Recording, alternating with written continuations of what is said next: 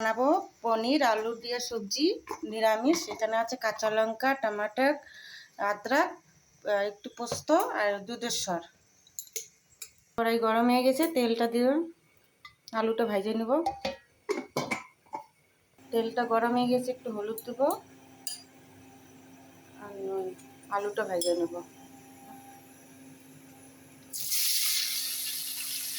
আলু ভাজা হয়ে গেছে, এখন নামাই নেব। এখন দেবো পনিরটা।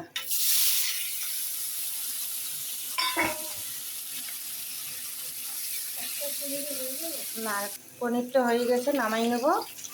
একটু জলের মধ্যে নুন দিচ্ছি, নুন তাহলে পনিরটা ভিতরে নুনটাও ঢুকবে, নরমও হবে।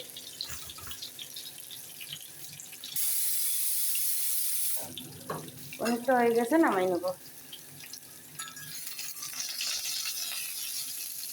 জলের থেকে এখন ওটাই নেব।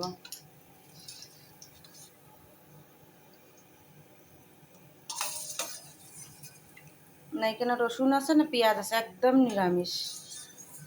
এই জলটা সবজির মধ্যেও দেওয়া যাবে, রেখে দেবো জলটা। একটু তেল দেবো, গোটা জিরা, তেজপাতা, লবঙ্গ, এলাচ,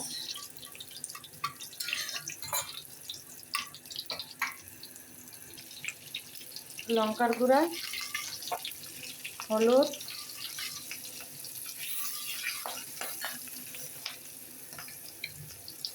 জিরা,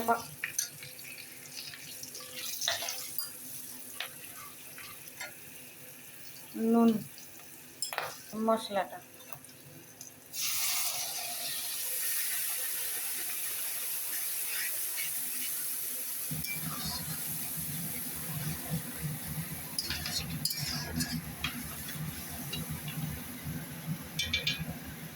ঝোলটা শুকাবে, তারপরে পনিরটা দেবো। কালারটা সুন্দর লাগতেছে।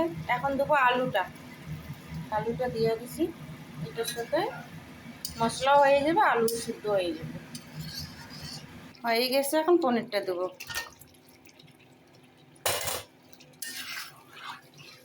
একটু নাড়াচাড়া করে ঢাকবো, 2 মিনিটের পরে জল দেবো। হয়ে গেছে, এখন এই জলটাই দেবো।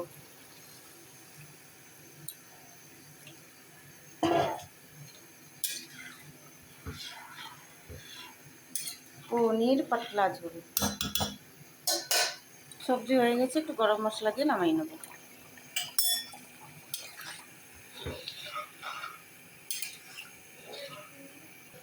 একটু ঘি দেব।